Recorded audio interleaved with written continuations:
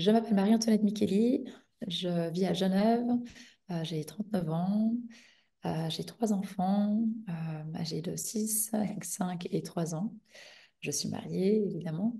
Euh, je vis dans une maison que nous rénovons depuis un certain nombre d'années et nous avons un but ici, celui de pouvoir accueillir du monde, des gens qui ont traversé des traumatismes, des choses difficiles et compliquées, parce que à l'âge de 11 ans, en 1996, j'ai vécu une expérience de mort imminente, lors de laquelle, en fait, j'ai eu un accident très grave à cheval et le cheval que j'entraînais est tombé, il m'a emmené dans le coma.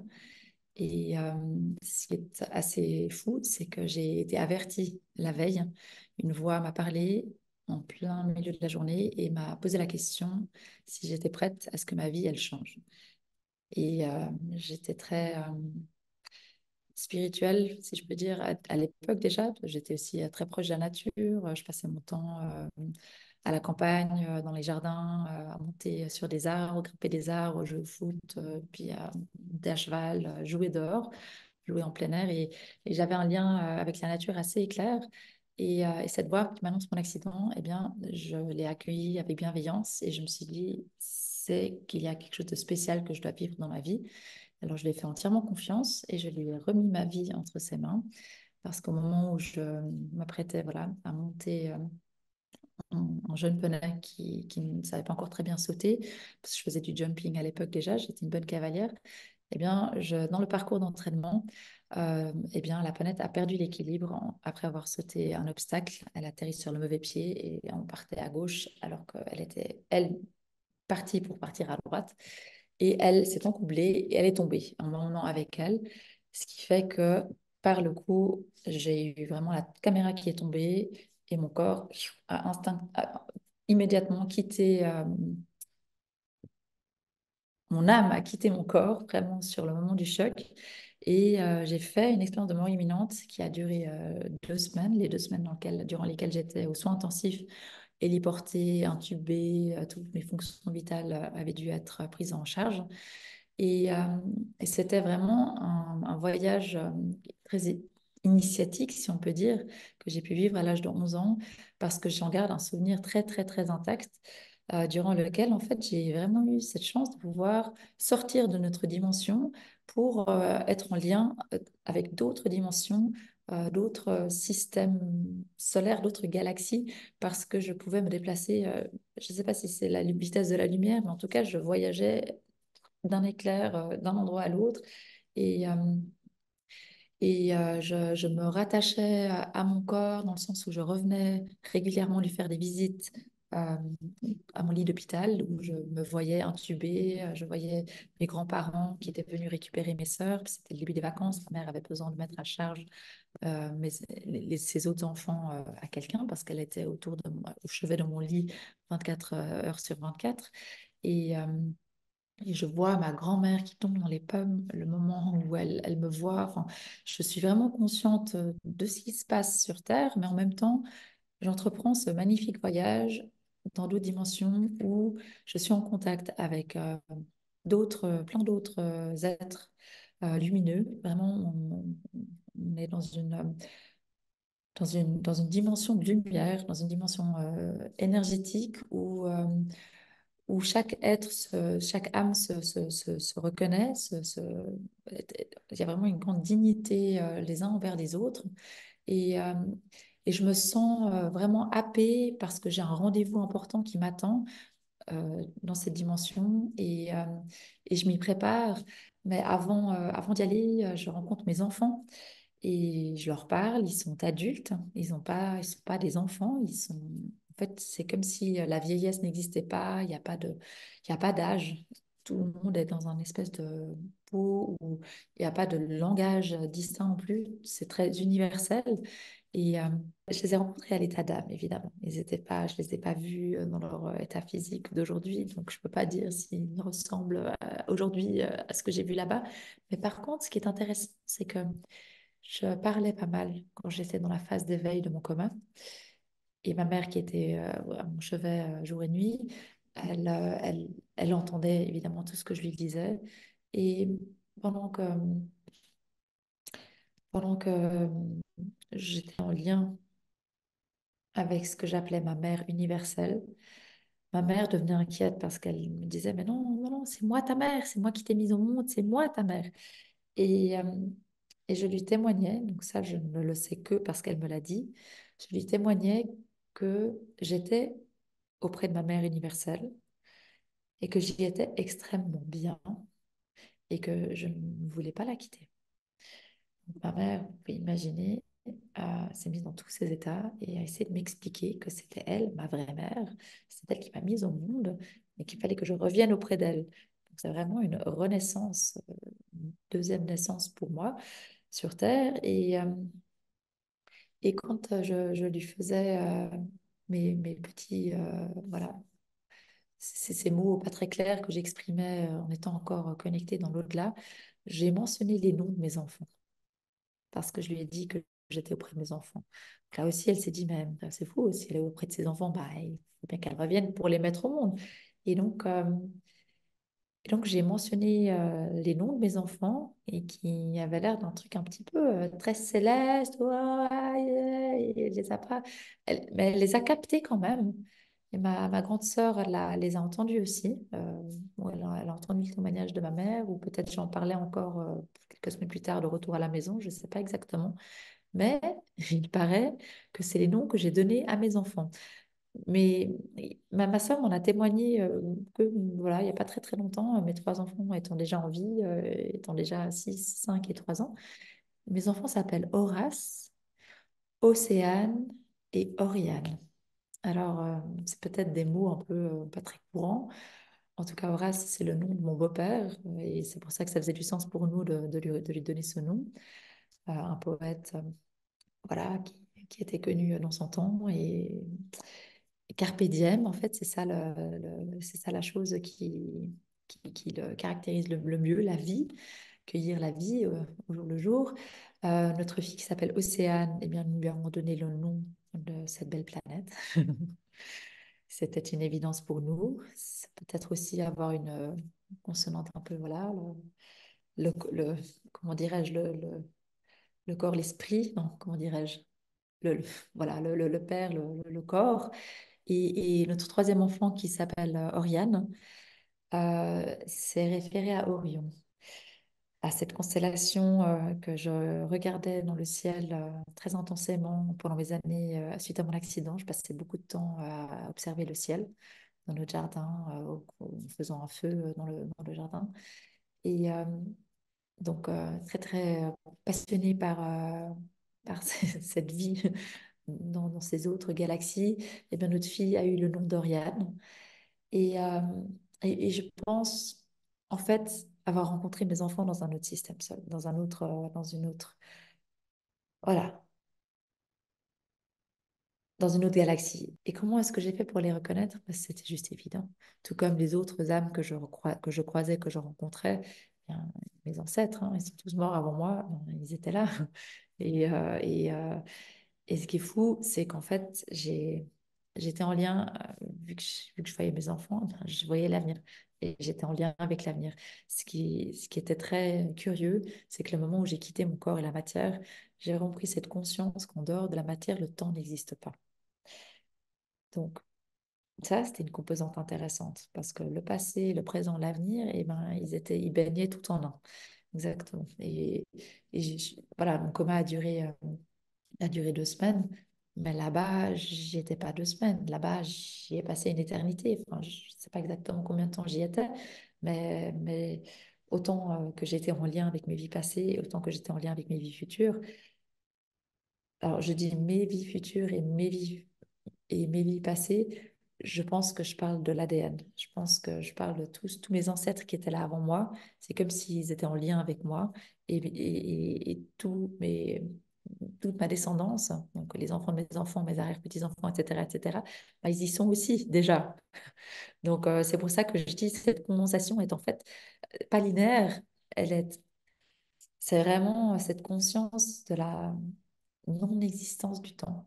C'est un espace, voilà, immatériel, euh, où le temps n'existe pas et que, et que je ne sais pas trop comment expliquer ça autrement, mais mes enfants me parlaient, je les ai reconnus parce que c'était une évidence que c'était mes enfants, alors que j'avais pas encore mis au monde mes enfants, mais c'était juste évident. Je ne peux pas l'expliquer autrement. Et après cette belle rencontre avec mes enfants, eh bien, déjà, je me rends compte que je dois forcément les mettre au monde un jour parce que sinon, mais ils ne seraient pas là, hein.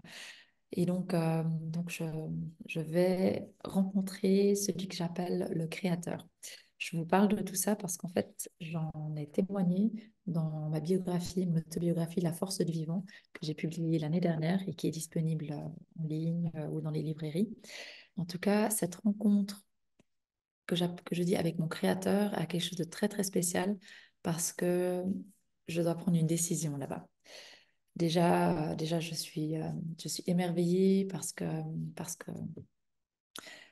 parce que j'ai la chance de pouvoir être en contact avec cette énergie, j'ai envie de dire toute puissante, mais avec cette énergie en fait débordante d'amour.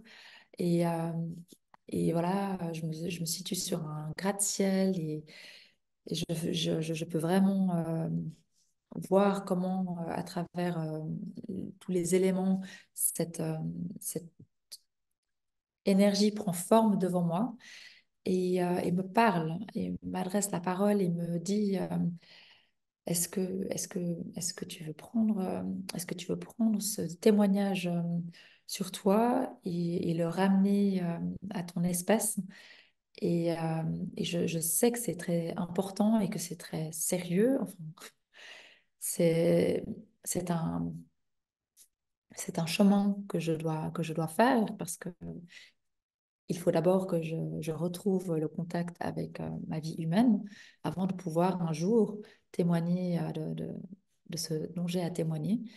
Et, euh, et j'accepte avec tout mon amour ce que me demande mon créateur de l'autre côté et je fais le saut. Voilà, c'est vraiment ça qui pour moi est la chose déterminante, c'est que j'accepte de prendre mon courage à deux mains et de me dire, OK, coûte que coûte, je vais retourner dans la matière. Et c'est là que commence un périple très vertigineux parce que le retour à la matière s'avère être beaucoup plus compliqué que ce que j'imaginais. C'est pas comme le moment où je suis partie, ben, je suis partie parce que pour y retourner, je dois retraverser toutes les couches de conscience en fait pour revenir à moi. Et c'est là que commence un très très long chemin de croix pour moi parce que je retourne à mon corps qui ne répond plus parce qu'il est polyhandicapé. Euh, Déjà, mon cerveau a été très lourdement atteint. J'ai subi une double fracture du crâne au-dessus de l'oreille droite. Euh, et j'ai également six hématomes importants dans le reste de mon cerveau.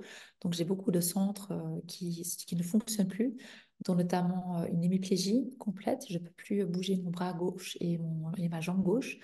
Donc, je dois complètement réapprendre à marcher. Ma mémoire à court terme est atrophiée. Je ne peux plus mémoriser quoi que ce soit de ce qui se passe autour de moi. J'ai la chance que ma mémoire avant l'accident, elle est restée intacte. Donc, je dois m'habituer, trouver un moyen pour me réapproprier ma vie de jeune écolière de 11 ans et qui était extrêmement douée à l'école avant l'accident. Et, euh, et donc, voilà, je retourne à mon corps qui ne me répond pas physiquement, ma mémoire qui ne fonctionne plus et ma mère qui prend cette décision après 2 semaines de mon réveil du coma de me sortir de l'hôpital sans chaise roulante. Et donc elle se met derrière moi et elle décide de me refaire marcher à sa façon. Elle met sa jambe sous la mienne pour la soulever et c'est comme ça que je suis véhiculée d'une pièce à l'autre les premières semaines de mon retour à ma vie en dehors de l'hôpital. Elle décide aussi de ne pas me faire suivre des soins dans une réa parce qu'elle préfère que je sois chez moi, entourée des personnes qui m'aiment et aussi retourner dans ma scolarité 2 mois après mon accident qui s'est passé le 26 juin, donc à la fin de l'année scolaire. J'ai eu les 2 mois de vacances pour me remettre de tous ces états. Et lorsque je retourne à l'école, eh bien voilà, je boite très fortement, donc mon handicap est très visible et je mémorise rien, donc c'est un double handicap très très lourd à porter. Et au fur et à mesure, voilà, du temps qui passe, je me réapproprie de mieux en mieux la marche parce que je fais de la physio d'abord quotidiennement, puis 3 à 2 fois par semaine.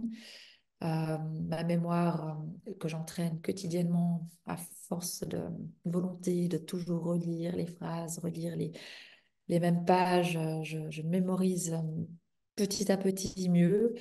Euh, voilà, je me recrée ma personne qui aussi avait totalement disparu. J'avais complètement perdu ma personnalité. Je n'étais plus du tout la même. Et donc avec toutes ces grosses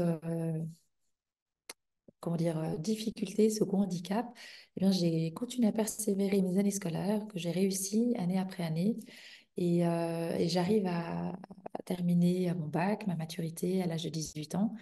Et c'est vraiment ces premières 7 années après mon accident où je suis dans un état de survie, hein. Vraiment, je fais un pas après l'autre. Je tombe très, très souvent. Je me blesse, mais je me relève parce que j'y crois, parce que je veux réussir. Je ne veux pas me donner l'impression de ne pas, d'échouer dans la vie. Et c'est que à l'âge de 19 ans, quand je commence mes études, que je rentre dans une deuxième phase post-accident parce que c'est là que je commence une thérapie post-traumatique. Cette thérapie post-traumatique va durer toute la durée de mes études, pendant 7 ans. Je prends 2 ans pour comprendre quelle est la voie d'études en fait qui me correspond, parce qu'avec ma mémoire qui ne fonctionne pas encore très bien, les études d'économie, de droit ou toutes ces études où il faut mémoriser à fond, eh ben j'échoue à à mes examens, pardon. Et donc, c'est qu'au bout de la troisième année et dans ma thérapie, que je commence à comprendre, en fait, quel était ce lien très fort que j'ai eu avec la nature, avec les arbres qui m'ont vraiment porté et qui m'ont aidé à tenir le coup pendant ces années de survie, parce que j'allais très souvent dans la nature me reconnecter à l'essentiel pour pouvoir tenir le coup.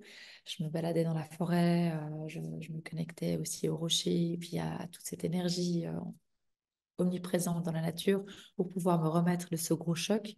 Et c'est là que je comprends, à l'âge de 20 ans, qu'en fait, le vivant, c'est ça que j'ai envie de faire et que je dois faire. C'est le message que j'ai aussi apporté, c'est qu'en fait, on est responsable de nos actes quotidiens et que nous devons prendre nos vies en main pour régénérer et sauver notre belle planète qui est un cadeau immense, un cadeau tellement précieux qui nous est donné. Et nous avons la chance, en tant qu'espèce humaine, de pouvoir coloniser cette belle planète, mais nous portons également la responsabilité de la protéger. Donc j'ai compris à ce moment-là que je devais mettre tous mes efforts dans cette réconciliation et que je devais rendre à la Terre ce qu'elle m'avait apporté. C'est-à-dire, elle m'a régénérée, elle m'a sauvée. Et aujourd'hui, c'est à moi de faire mon travail pour pouvoir, à mon tour, lui redonner ce qu'elle m'a donné. D'où aussi cette peinture qui est derrière moi, que j'ai peinte moi-même et qui a donné comment dire, la couverture de mon livre, La force du vivant, parce que j'y lis en fait clairement la nature, les poumons. Donc en fait, nous sommes liés de façon indissociable à la nature, parce que sans elle, nous ne serions pas là. Et j'ai mis le troisième œil. Alors déjà, j'ai peint mes yeux dans l'arbre pour vraiment créer ce lien clair entre la vie sur Terre et la nature, nos écosystèmes qui sont merveilleusement bien structurés et organisés. Nous en faisons complètement partie.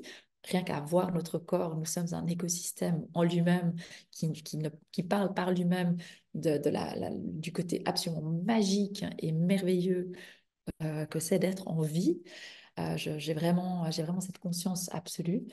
Et le troisième œil que vous voyez là, qui est extrêmement lumineux, eh bien, il représente cette force et cette conscience que chacun de nous possède de pouvoir comprendre toutes ces choses et de pouvoir comprendre quel est l'impact de chacune de nos vies, soit en positive, soit en négative, que ce soit sur notre planète, hein, sur notre nature, nos écosystèmes, ou sur les autres personnes autour de nous. Vraiment que nous ayons cette conscience que le bien que nous pouvons apporter, il génère du bien et que le mal que nous apportons également génère du mal et détruit. Et c'est ce que nous avons fait ces derniers siècles. Nous avons détruit ces merveilleux écosystèmes parce que nous avons cru pouvoir extraire sans relâche, alors qu'en réalité, nous avons détruit son équilibre précieux. Donc aujourd'hui, voilà, on est tous frappés par tout ce qui se passe dans le monde, hein. Les changements climatiques, ils sont violents, ils nous impactent tous. Le Covid ayant eu comment dire, cette possibilité que chacun de nous a pu prendre à poser un peu nos vies, à mettre un halt à cette consommation effrénée et à nous permettre de comprendre en fait que c'est pas un rythme normal et nous devrions tous avoir plus conscience de ce que nous consommons et on l'a vu en Suisse, par exemple, pour donner un exemple pour la Suisse, je sais que dans les autres pays européens, c'était pareil, une augmentation de la conscience collective. Il y a eu 30% d'augmentation de la demande du bio. C'est énorme en l'espace de 2 ans. Et c'est comme si le Covid a pris un peu une charge de ce gros travail voilà, que nous avons tous à vouloir régénérer notre planète. Et, euh, et donc, pour ça, je voudrais passer à l'étape suivante, après être sortie de mes belles années, enfin, des années compliquées de régénération, de thérapie post-traumatique, pendant lesquelles j'ai eu la possibilité de revenir à moi grâce notamment à l'homéopathie. C'était ma médecin générale qui m'a fait suivre une thérapie de ostéopathie, évidemment, pour me remettre dans mon corps parce qu'il n'y avait plus rien qui circulait. Et également faire des massages ayurvédiques pour vraiment pouvoir me reconnecter à mon corps. Chaque fois que je faisais une de ces thérapies, je rentrais chez moi, j'étais complètement shootée, si je peux me permettre. J'avais besoin de beaucoup d'heures pour me reposer, pour reconnecter mon corps à tout ce vécu lourd qu'il a traversé parce que mon corps, pendant les 7 ans après l'accident, avant ma thérapie, était déconnecté en fait. Je ne savais pas que j'avais eu un accident grave, je ne sentais pas les douleurs au niveau de ma tête parce que mon coma m'a protégée en fait. Il a protégé mon corps de pouvoir tenir le coup, ça aurait été trop lourd sinon. Et donc, avec l'homéopathie, à chaque fois que je prenais une dose homéopathique, eh bien, j'avais besoin de beaucoup d'heures de sommeil pendant la journée. Tout d'un coup, je devais vraiment dormir beaucoup. Et ce qui était merveilleux, c'est que j'ai pu, pendant le sommeil, euh, revivre consciemment des moments de mon coma. euh, et aussi ces moments où je suis revenue à mon corps et où j'ai vécu des moments très lourds et très difficiles parce que je boitais fortement, parce que euh, mon quotidien était devenu vraiment extrêmement pénible, mais je les revivais consciemment en comprenant ce qui m'est arrivé et ça me permettait de faire la part des choses et de comprendre en fait ce qui m'est arrivé et de pouvoir prendre le dessus et de reprendre ma vie en main avec les autres thérapies ostéopathiques et massages vraiment très physiques. Je retournais dans mon corps j'enlevais comme des couches d'oignons petit à petit qui s'étaient cristallisées autour de moi pour protéger mon corps de toutes ces violences parce que j'aurais pas pu survivre sinon.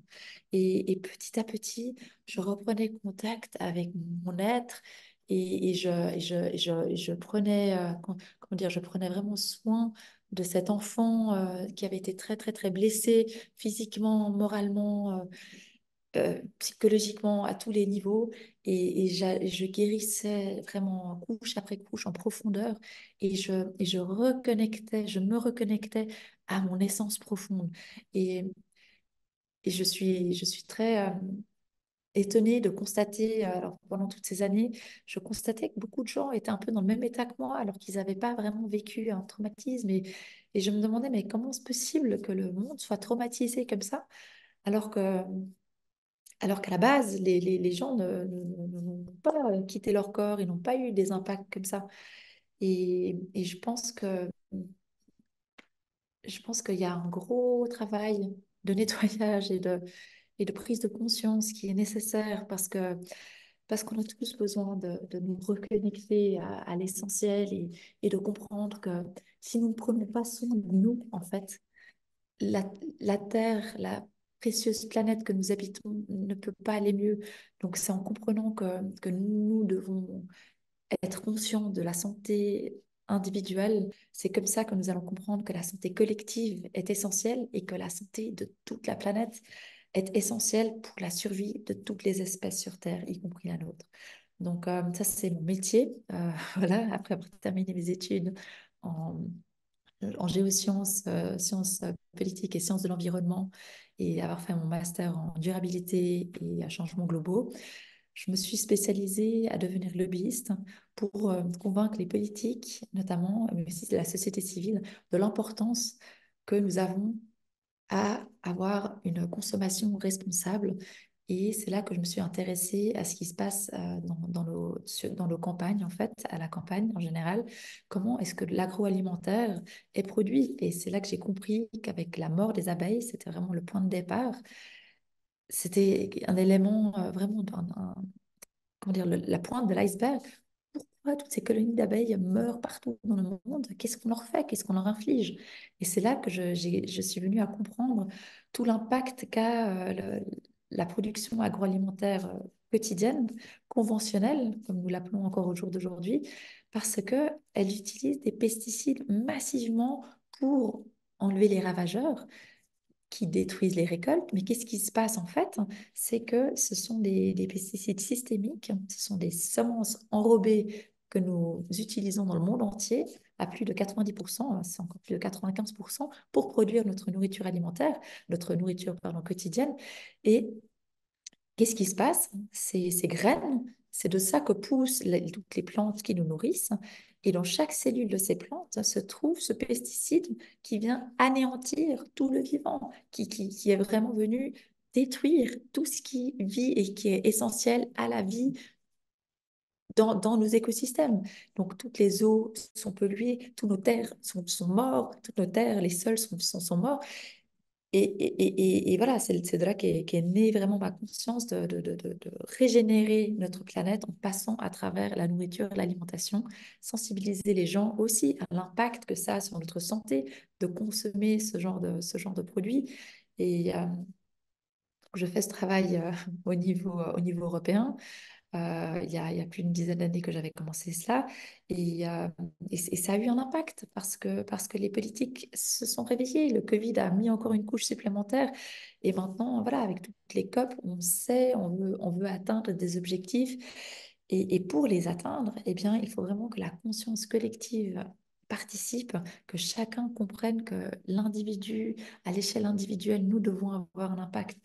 Donc, dans une prochaine initiative, je voudrais pouvoir rendre accessible le bio à tout le monde parce que je trouve que c'est une injustice énorme qu'une partie de la population n'ait pas accès à une nourriture saine.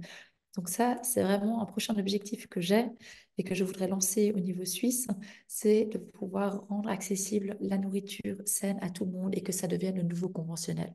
Ça, c'est vraiment quelque chose au niveau collectif et dans les écoles aussi et dans toutes les entreprises, dans toutes les cantines, il faut qu'il y ait de la nourriture saine parce que c'est que comme ça que si notre santé va mieux, que le monde va mieux se porter aussi.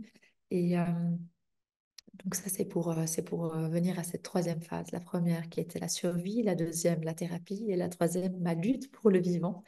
Et c'est là que j'ai décidé aussi de vouloir devenir mère. Donc j'ai eu trois grossesses rapprochées, et un premier accouchement qui a été très compliqué pour moi, car je ne comprenais pas, je ne savais pas avant d'accoucher qu'est-ce que ça impliquait. Et surtout, j'ai pas pu faire ça comme je l'aurais souhaité, de façon naturelle. J'ai dû être déclenchée et j'en ai eu un accouchement très compliqué et qui m'a remis en contact, en lien avec mon accident, en fait. Parce que le moment où je donne vie, pour moi, j'ai vraiment ressenti la proximité de la mort. Parce que on ne contrôle plus rien. On n'a plus sa vie en main. Euh, parce que voilà, ce sont des choses des forces qui nous dépassent complètement. Et, euh, et j'ai pu, suite à ce traumatisme de cette première naissance qui s'est quand même bien déroulée, j'ai pu faire un travail sur moi et j'ai pu faire une préparation pour mon deuxième accouchement qui s'appelle la naissance par auto-hypnose, que je peux très fortement recommander parce qu'elle nous permet de vraiment être au contrôle de tout ce qui se passe au moment de l'accouchement. Et ce deuxième accouchement qui était complètement naturel, qui s'est passé exactement comme je l'ai prévu, m'a donné énormément de force. Parce qu'une fois de plus, quand on peut être au contrôle de ce qui nous arrive, on, ça nous donne une énergie incroyable et on est vraiment maître de notre vie, hein. Et j'ai refait cela pour mon troisième accouchement, où j'ai pu accoucher dans l'eau. Donc, je peux vraiment que recommander l'auto-hypnose pour, euh, pour tout type d'intervention au niveau médical, parce que ça nous permet de nous rassurer et d'être au contrôle de nos émotions et de ce qui se passe, au lieu de, comment dire, de laisser notre vie entre les mains de, voilà, de ce qu'on contrôle plus. Et c'était vraiment une expérience très, très enrichissante. Et à la suite de mon troisième accouchement, eh bien, j'ai compris que je voulais témoigner de ce qui m'est arrivé pour apporter cette conscience et cette lumière, cette force à chacun d'entre nous, parce que nous sommes faits de beaucoup plus que ce que nous pensons et nous avons des forces que nous pouvons puiser. Si vous imaginez un iceberg et que vous pensez que ce qui sort de ce qui émerge de l'iceberg, c'est toute la force que vous possédez, eh bien détrompez-vous, parce que le fond de l'iceberg est extrêmement puissant, je ne vais pas dire profond, mais puissant, parce que nous avons beaucoup plus de ressources que nous pensons. Et nous sommes chacun faits et nous possédons chacun vraiment cette conscience très, très, très lumineuse qui nous permet à chacun d'entre nous de prendre nos vies en main et, euh, et d'en faire quelque chose d'extrêmement riche et d'extrêmement positif et d'extrêmement lumineux.